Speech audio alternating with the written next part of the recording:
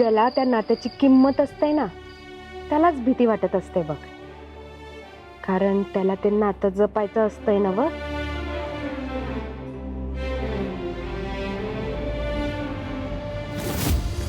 म्हणजे माझ्या मनात जे सुरू आहे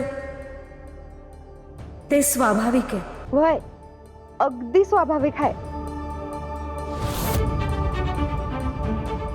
अनेक सांगू, ज्या क्षणी तुला महादेवांचा हात तुझ्या हातात जाणवेल ना, त्या क्षणी तुझी भीती सारी विरून जाईल बघ. आई, आज तू आई कमी आणि सखी जास्त वाटतेस.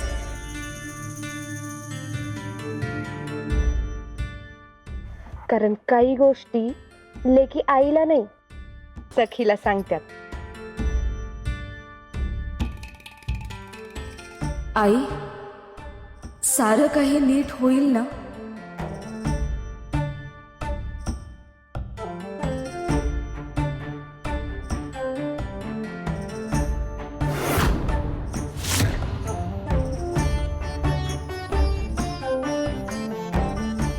चल आता, लहान बाळासारखं रडू नकोस. झोपायला हवं आता. एकदा का देवक बसले की काही बी अडचण यायची नाही बघ तुझ्या लग्नात. नाहीच येणार अडचण. तू आहेस ना माझ्या बरोबर.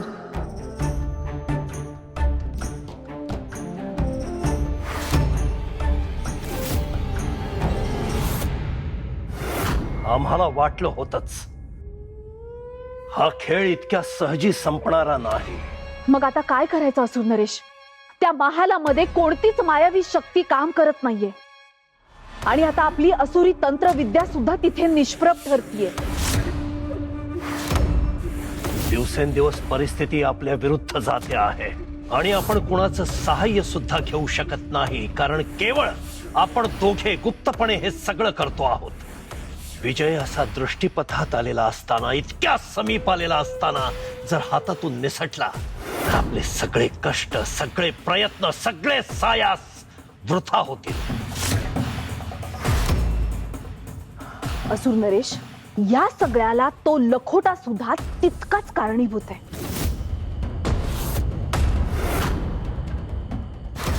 तो मायावी कीटक अद्यापही काही दर्शवत नाही. संदेश पाठवणारा तो विश्वासघाती गुप्तचर कोण आहे हे अद्याप आम्हाला कळत नाही. पण तो जो कोणी आहे तो आमचा विश्वासू आहे हे निश्चित.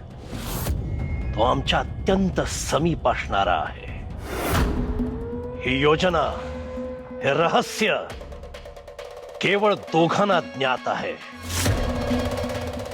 तुला आणि आम्हाला. म्हणजे नेमकं म्हणणं काय आहे तुमचं? या सगळ्या गोष्टी आम्ही स्वतः जाऊन तुळजाला सांगतो आहोत. अर्थाचा अनर्थ करू नको शुंभा. या क्षणी आमचा सर्वाधिक विश्वास तुझ्यावर आहे, आमच्या स्वतःपेक्षाही जास्त.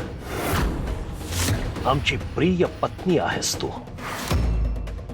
आमच्या मायावी असुरांना जे साध्य झालं नाही ते तू करून दाखवलंयस शुंभा, आणि आम्हाला त्याचा अभिमान आहे. असुर नरेश, मग अजून आम्ही काय करावं अशी तुमची अपेक्षा आहे? तुळजाच्या प्रासादात परत जा. तू तिथे नाहीस हे कुणाला कळलं तर त्यांना संशय येईल. कारण शुंभा, आता आमच्या विजयाची एकमेव आशा तू आहेस. असुर नरेश, तुमचा विश्वास हीच आमची खरी शक्ती आहे, आमची खरी ताकद आहे. तेव्हा तुम्ही काळजी करू नका आणि त्रास करून घेऊ नका. हा विजय आम्ही खेचून आणणारच. आणि तुम्हाला कधी काही वाटलं तर एकदा, केवळ एकदा मागे वळून पहा. ही शुंभा तुमची पत्नी म्हणून तुमच्यासाठी प्राणही द्यायला तयार आहे. आम्हाला माहितीये ही लढाई दोन कुळांमधली लढाई आहे, पण आमच्यासाठी ही प्रेमाची लढाई आहे. तेव्हा या प्रेमाच्या लढाईमध्ये तुम्ही आमची साथ द्याल ना? सदैव शुंभा, आम्ही सदैव तुझ्या समवेत आहोत. आमची प्रिय पत्नी आहेस तू आणि आमचा पूर्ण विश्वास आहे तुझ्यावर. असुर नरेश,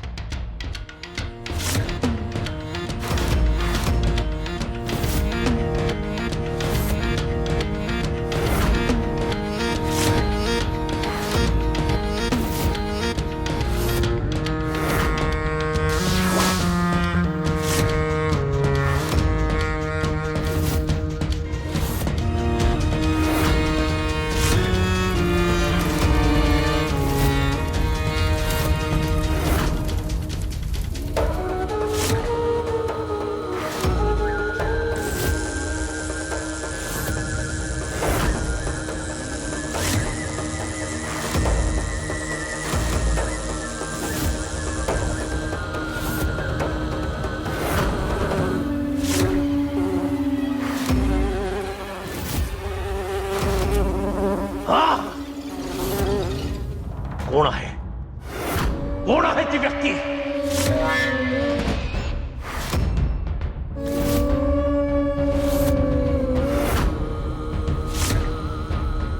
शुंभा. शुंभा. शुंभा आहे ती, विश्वासघाती गुप्तचर. शुंभा.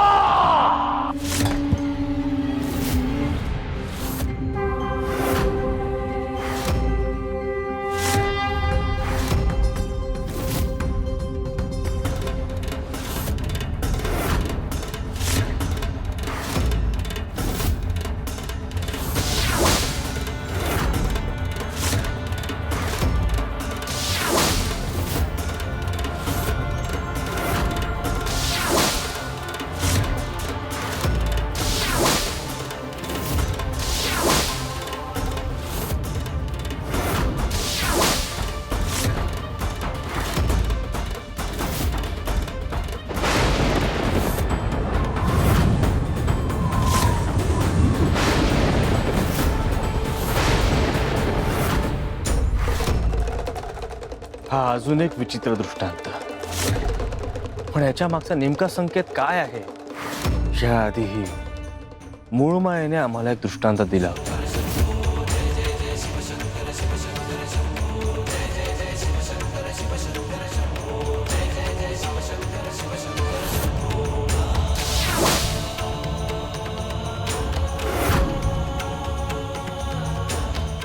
सावधान तुळजा, सावधान.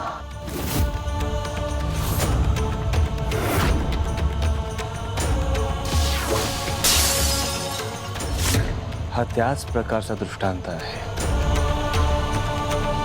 परंतु आम्हाला त्याचा थांग का लागत नाही? आदी आणि अंत हे आमच्यापासून कधीच लपून राहिले नाही, परंतु तरीही ह्या दृष्टांतामागचं रहस्य आमच्या आकलना पलीकडे का गेलंय? हा नेमका कोणता खेळ सुरू आहे?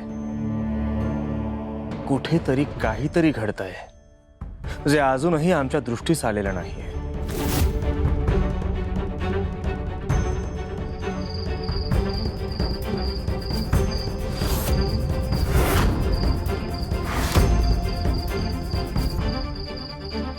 आदिशक्तींची ही भेट घडत नाहीये. हा केवळ योगायोग असू शकत नाही. ह्या सगळ्या मागे नक्कीच एखादं गूढ रहस्य आहे. आदिशक्ती ही तुमचीच लीला आहे हे आम्हाला जाणवतंय, पण या लीलेमागचं रहस्य काय आहे याचं काहीतरी उत्तर आम्हाला द्या. कुठे आहात आदिशक्ती? कुठे आहात? कुठे आहात? कुठे आहात? कुठे आहात? कुठे आहात?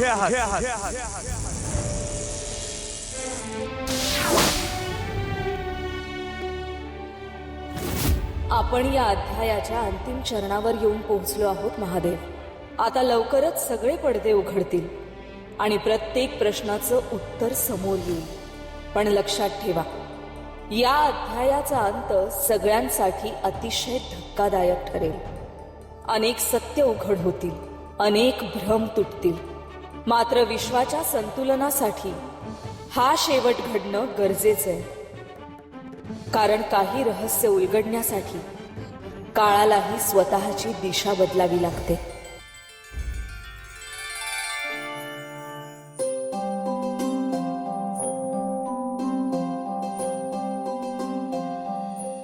ऐक, ही आंब्याची पानं आपल्याला ईदीसाठी लागणार आहेत, व्यवस्थित ठेव हा.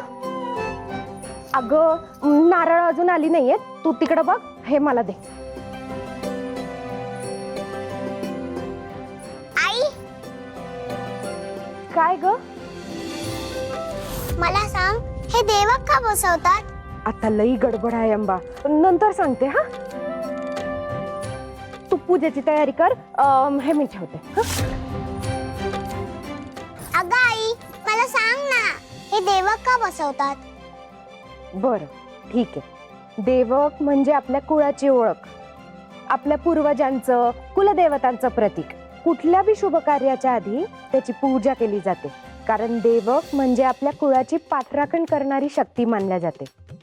आता कुणाचं देवक वडाचं पान असतं, कुणाचं आंब्याची डहाळी, तर कुणाचं शमी, पिंपळ किंवा दुसरं काही. पण समद्या देवकामाग एक श्रद्धा असते की हे शुभ कार्य निर्विघ्नपणे पार पाडावं आणि आपल्या कुळाचा आशीर्वाद कायम आपल्या सोबत राहावा. म्हणजे सगळ्यांचे चिन्ह वेगवेगळे असतात का?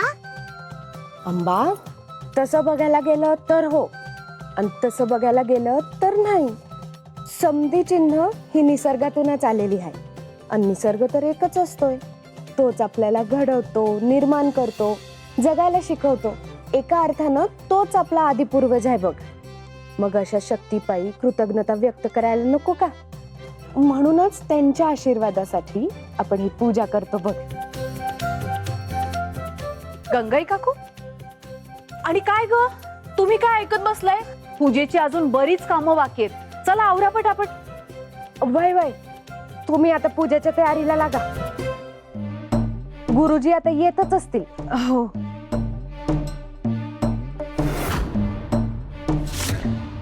तुझं आवरलं ना ग समद? काही बाकी तर नाही ना? नाही आई, ते बघा, गुरुजी आलेत. प्रणाम देवी. गुरुजी, तुम्ही पाया नका पडू. तुम्ही आजच्या विधीचे पौरोहित्य करायला आले आहात, त्यामुळे आजचा तुमचा मान मोठा आहे. सर्वसामान्य वधूप्रमाणे तुम्ही आज आम्हाला सूचना द्या. चला, आता आपण देवक बसवण्याचा विधी सुरू करूया. त्यामध्ये तुमच्या पूजेतील सर्व देवता आणि कुलदेवतांचं आवाहन करावं लागेल. त्यांच्या साक्षीने आणि आशीर्वादाने हा शुभ विधी संपन्न होईल. आम्ही त्याची पूर्ण तयारी केली आहे.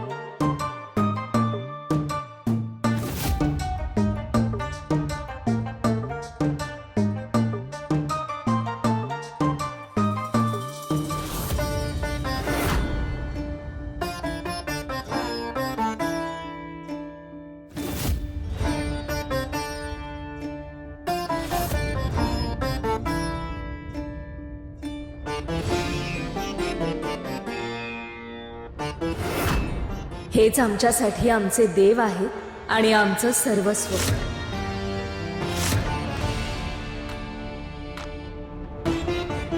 खरं तर या विधीमध्ये कुलदेवता आणि 6 देवताचं पूजन केलं जातं. पण आज इथं साक्षात महादेवच आपल्यामध्ये उपस्थित असताना त्या सर्व शक्तींचं आशीर्वाद रूप अस्तित्व इथंच आहे.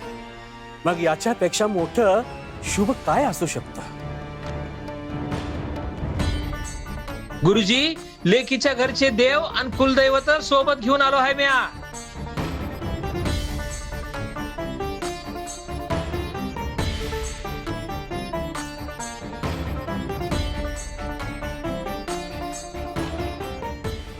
बाबा,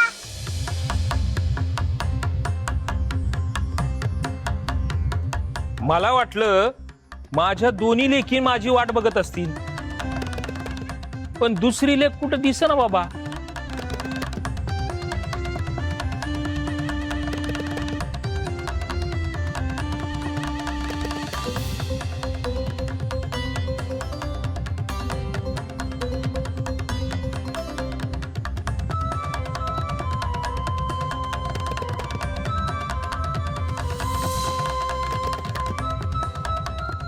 माझ्या लेकीचं लग्न आहे आणि घरचे देव देवकात बसणार नाहीत असं कसं होईल?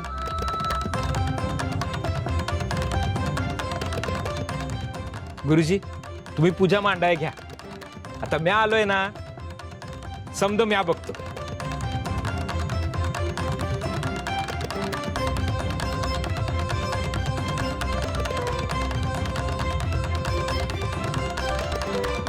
चला आता पूजेला सुरुवात करूया.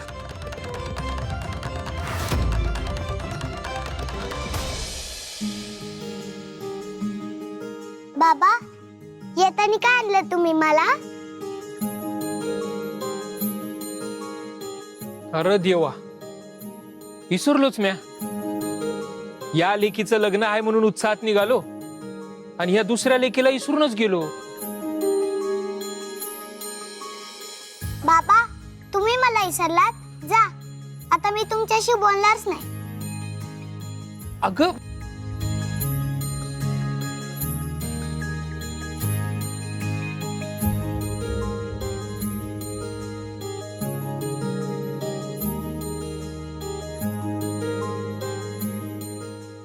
अगं माझी बाळ ग ती, हे बघ.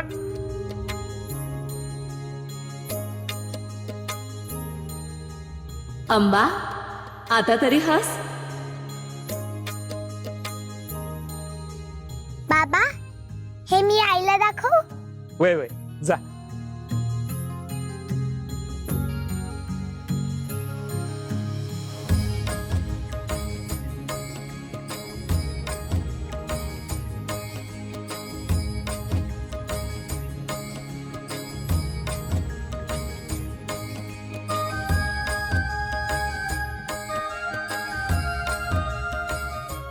बाबा, हे काय?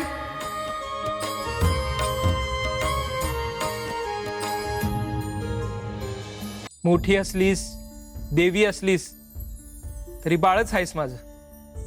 छोटीला आणलं मग तुला आणाय नको? तुझ्या लग्नाची साडी आहे.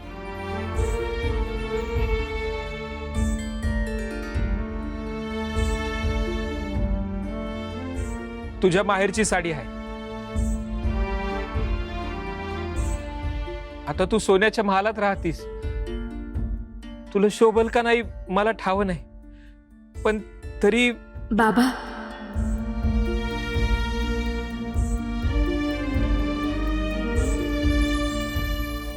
दवबिंदू आकाराने लहान असला तरी पहाटेच्या कोवळ्या सूर्यकिरणात तोही मोत्यासारखाच भासतो. तसंच प्रेमाच्या भावनेने दिलेल्या गोष्टीचं मोल जगातील कोणत्याही संपत्तीपेक्षा मोठं असतं.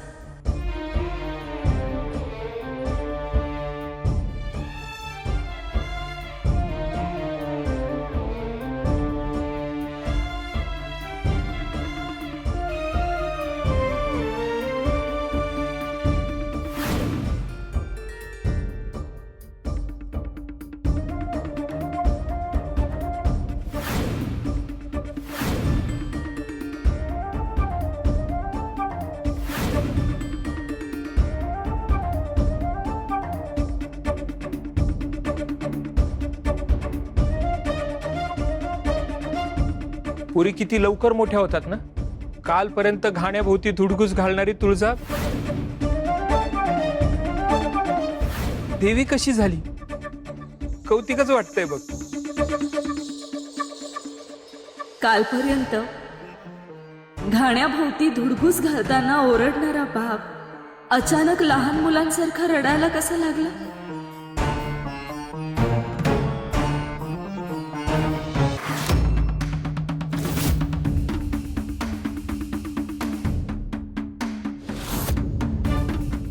पाणी पाणी हवंय, त्याशिवाय हा डोंगर चढणं माझ्याच्याने शक्यच नाही होणार. देवी, मला काहीतरी मार्ग दाखवा.